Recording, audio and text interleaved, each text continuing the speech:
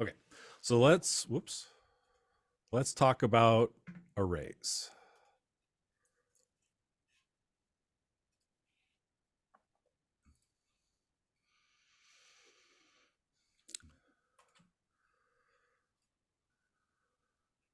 Okay, so I've made a class called list.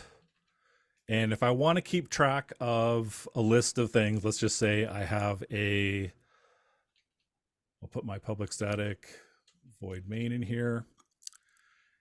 And let's say I had a list of grocery items. So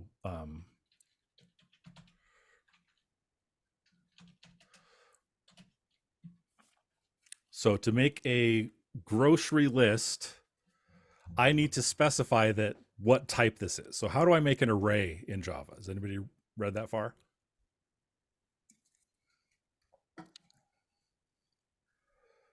You say what type, like what the type it's going to be, and then you put the open and close Yeah, that's brackets. exactly right. So args is an array. So we're going to say whatever the data type is, followed by these angle brackets. So if I want my grocery list to be a list of strings, I'm going to say string. That will specify that it's an array. And then the thing with arrays is they're fixed in size. Okay. So if you declare an array grocery list, then I need to say how many items are in this grocery list. So if I specify that I want apples, milk, and eggs,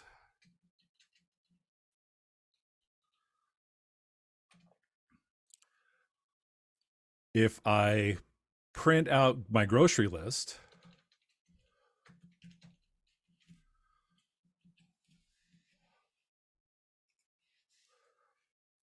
uh-oh, what did I do? Okay, so I get this kind of weird looking Java lang string with this number at the back. So this Python does the same thing. Does everybody remember what this is? What is it? Remember what it was in Python?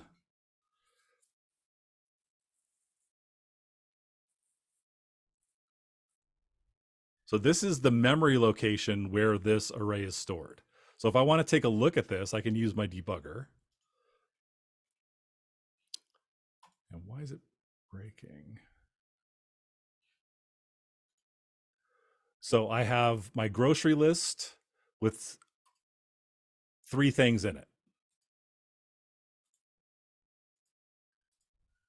Trying to get this to close. There we go. So it's got apples, milk, and eggs. So if I want to see it, I can do arrays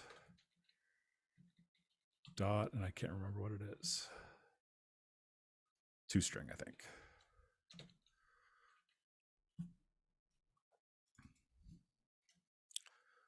So now if I move this into the ToString,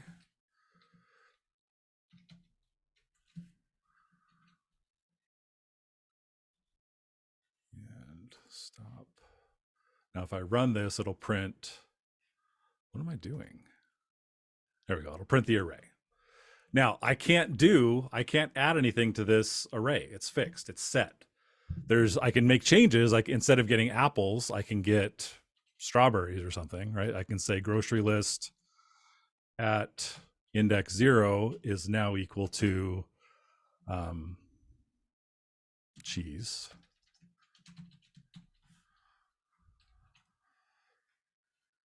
Okay, now if I run this,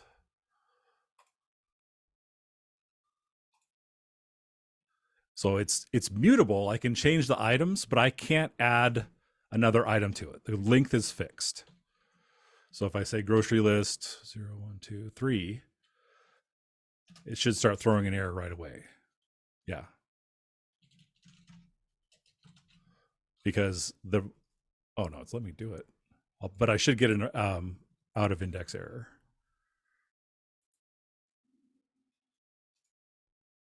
Yeah. Internal unrecognized command. So it won't let me add items to the array. So what do we do? What's the solution? So the solution is we use what's called an array list. So with an array list, they're mutable. We can add things to it. We can take things away. So if I want my grocery list to be changeable and the length to be changeable, I would say array list. And inside these are called generics. I need to specify what the array list is going to hold. So the same way I declare, if it's an int, I have to declare it's an int. If it's a string. So if my array list is going to hold a list of strings, I need to specify that it will hold a list of strings. So I have an array list of string. We'll call this fancy list. And I need to say new array list. And now I can mutate this list. I can say fancy list dot add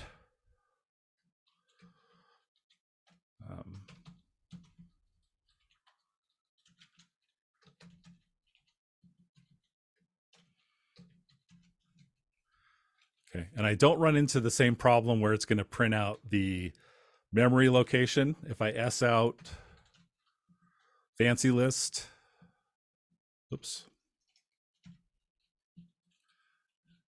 it'll just print out my the list as you would expect.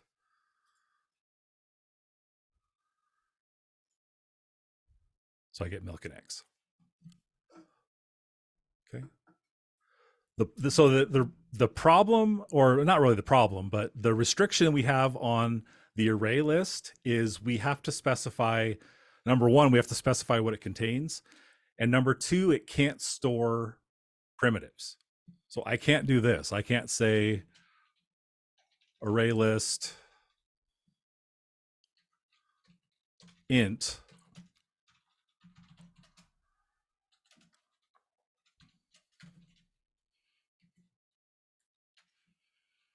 right. This has to be a class. So if I wanted to store a list of numbers, what is the class version of the int?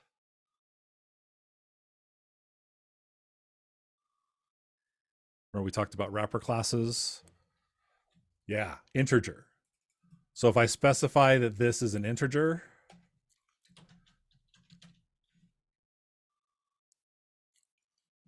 now I can say numbers.add 42 or 43, whatever. Okay. And also, this is what I was talking about with the boxing and unboxing. If I had an int fave number equals 42, fave number is a primitive integer type, right? It's just the 42. But if I do numbers dot add fave number, it will automatically convert it from the primitive integer type into the wrapper integer class. So I don't need to specify, I don't need to convert it, say, integer dot whatever and convert it from a primitive to a wrapper. It'll automatically do that. Okay, so now if I S out numbers,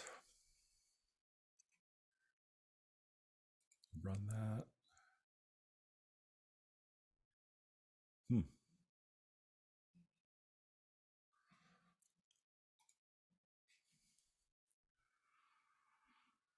I call it numbers, right? Yeah. Try it again. Let me close some of this stuff.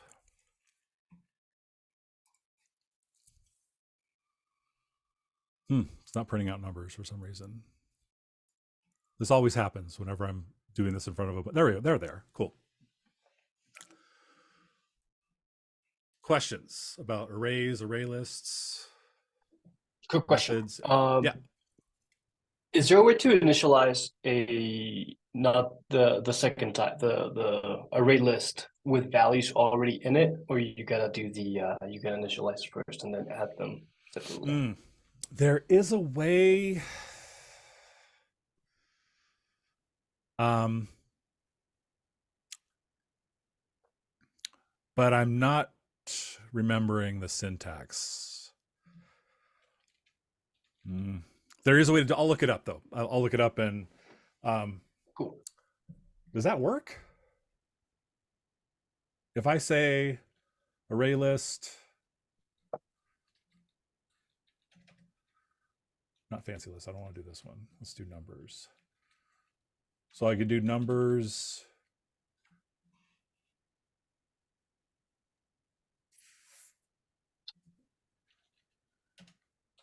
So you're saying Vincent like this, like 1, 2, 3, 4? Yeah, I think so. Maybe not. No. I think you have to do int numbers. Like initialize it. Like No, because int- numbers is already declared as an array, as a, Oh, yeah. Well, so this, I know there's numbers dot add all.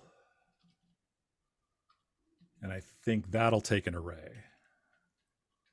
Oh, I mean, that's, yeah, that answers my question. It was just so like you wouldn't have to add each item. No. There's a better way to do it. There's like, let's see if I can remember it. Numbers dot of, I'll have to look it up. Does that work? I'll be shocked if I remember it. No, that's not it. I'll look it up. There is a way to do it, but it's not. I can't remember it off the top of my head. All right. So I promise I won't go this long every day. I just needed to kind of get you guys front loaded, able to do the assignment. So for the assignment, there's the first Java program, which we did. Cafe Java is just kind of practicing setting variables. There's not a whole lot to it. So you could probably whip this one out really fast. If it helps you to type everything out, then type everything out. But my suggestion is definitely use their starter alcode and then go from there. So you don't need to type all this stuff out by hand, which I'm sure you guys know. So there's Cafe Java, Alfred Bot, and the last one is Cafe Business Logic. So this is the one where you actually need to create the methods inside of the class. So let me just get you guys started on this one.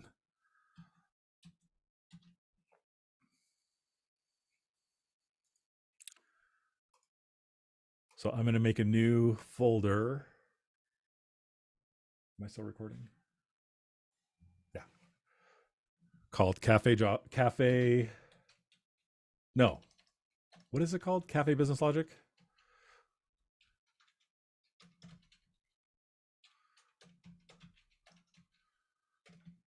Okay, I'm going to open this in a new window.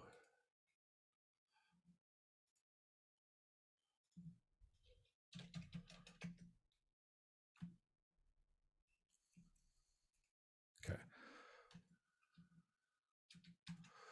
So they want us to make a Cafe Util class, and we want to practice using arrays and array lists. So Cafe Util, and they want you to make a test cafe. Okay, so I think they give you the code for the test cafe. Yeah. So I'm going to make, well, you guys tell me, what do I need to do? And not here, I want to go to the other file.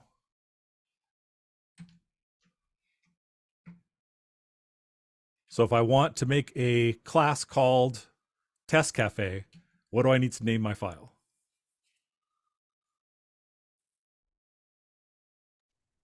test cafe. Test cafe. File name has to match the class name. So capital test cafe.java.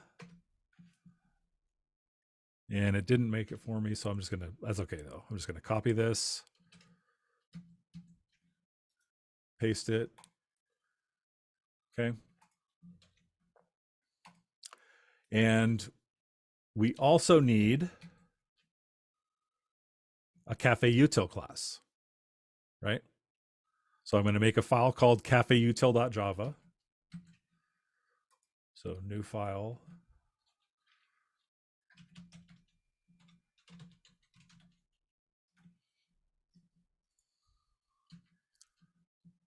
Okay. And it's got to have a bunch of methods in there, right? So it needs a get street goal.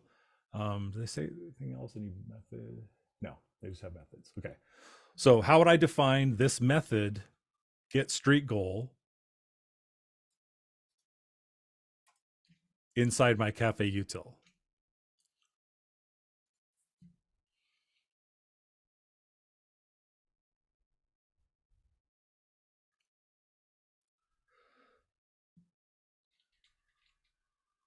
Well, I just copied it, so I'm going to paste it in here.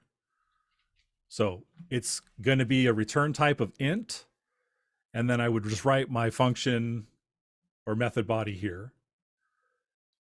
And it's giving me an error because I'm saying it's going to return an int. So for right now, I'm just going to put return 1. So the error goes away. And then how do I specify that this method can be called somewhere else? Public. Yep. So we give it a public modifier. Public. So now I have my cafe util class, and I'm going to be running the test file to do the tests to make sure that it works the way it's supposed to. Okay. So right now we have an error. Okay. So I want to be able to call this, I want to be able to call get street goal on this app test variable, but it's giving me an error. What's the error?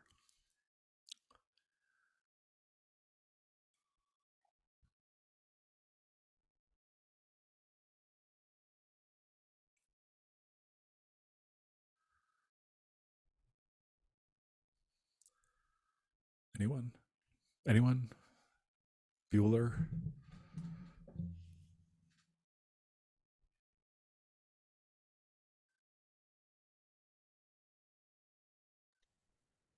Do we need to create a method for app test?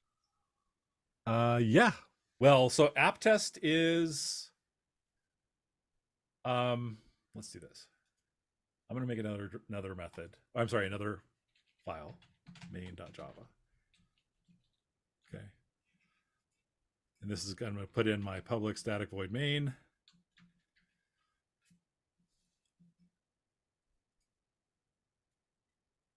Okay. So I've got my cafe util. Get street goal is an instance method, right? It's has to be called on an instance of the class. How do I make an instance of cafe util?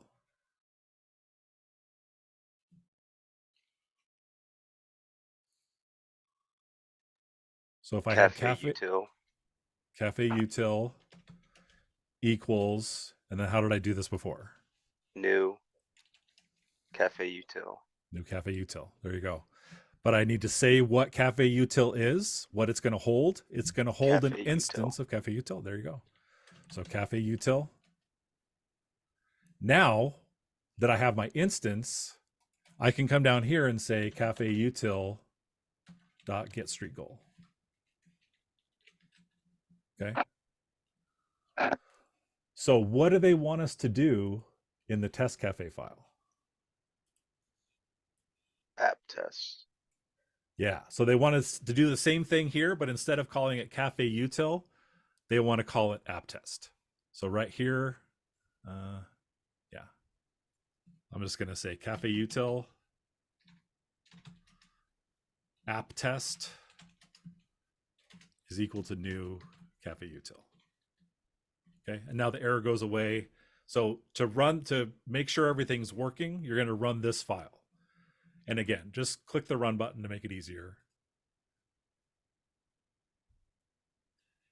And purchases needed by week 10. I have 1. This is supposed to be 55, right? So you're going to want to write your functionality. You want to change this function. So instead of returning 1, it returns what it's supposed to return, right? And they have you basically, you know what? Let's do this one because I didn't talk about loops.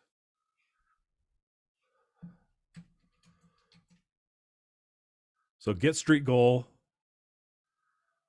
So Cafe Java wants to implement a reward system for customers who always move, blah, blah, blah. Calculate how many drinks they need after 10 weeks. So write a method that adds every consecutive integer from 1 to 10 and returns the sum. So for loops are pretty much identical in Java to what you do in JavaScript, or well, not Python, but they're pretty much identical to what you do in JavaScript. So how would I write a for loop that takes the sum of the first 10 numbers?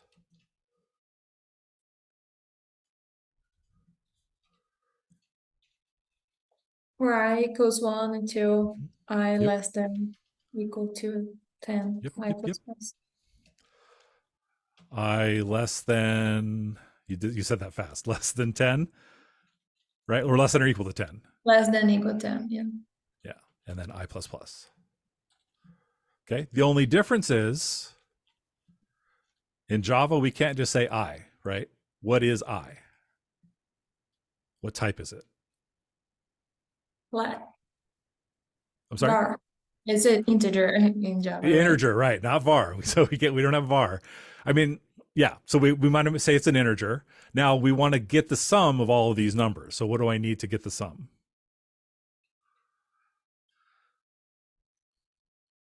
Put it in a variable.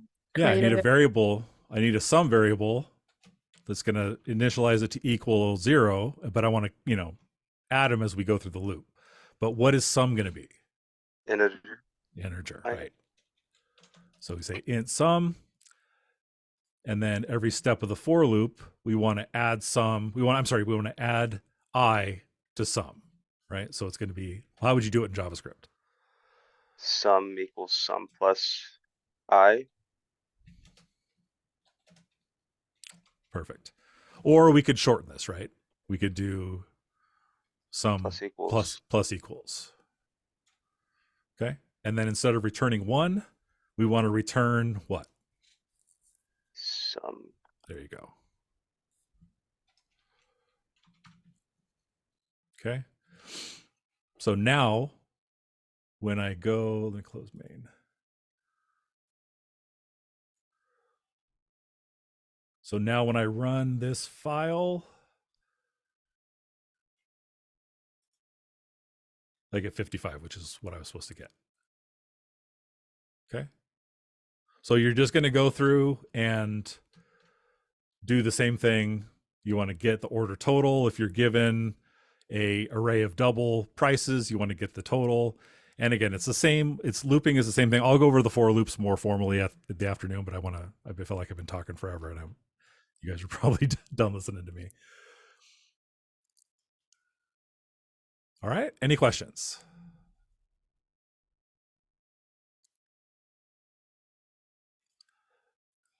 All right. Cool. Let me stop recording.